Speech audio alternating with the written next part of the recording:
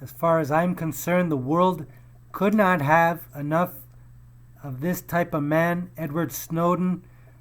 He's our world's most appropriate character, telling us the things we need to know in a world that's changing ever so fast, and we're not being informed by anyone in a position to know. Our politicians, governments, corporations, all these people are lying to us, and this gentleman's, as far as I'm concerned, one of the very few that's telling us the things we need to know. The latest thing he's telling us about Apple and what they're doing on the phones, if it doesn't scare you, then you're not paying attention. You need to know everything that he's talking about.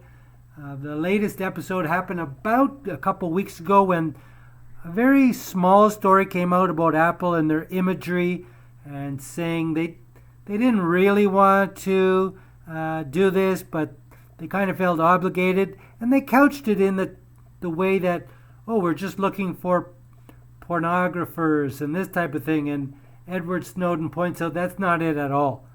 The minute they get this, they can use it to, this algorithm type thing they do. They can search for anybody who's made a bad comment, anybody who's shown skepticism, anybody who's an activist. The shows we used to watch about 5-10 years ago that were showing how, it was more science fiction, that they could take people who they didn't like and weed them out. Well, this is now reality. And people who express disappointment, Julian Assange. If you say anything the government does in a critical way, like a journalist, you're taken off the air. If you criticize someone in a way that's too harsh, you are disappeared. And he's saying that this is now going to apply to everyone.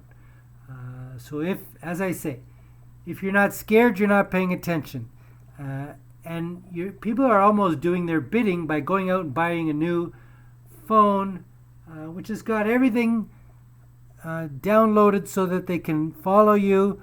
The latest was EncroChat. Mobsters were using this, thinking they were evading all the government, and then they were ratted out by a UK policewoman, and the whole operation came to a screeching halt. They quickly arrested 700 people,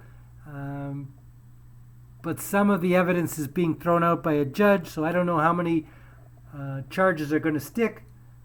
Whether you know it or not, this happens every day in every city around the world. Criminals always seem to have the upper hand unless they slip up. And we're just being followed every minute of every day of what we do, what we watch, and what we think. Cameras everywhere. As I say, this world is spinning out of control, and you have to be agile just to evade all the traps that are being set for you. Be careful out there, as they used to say on Hill Street Blues.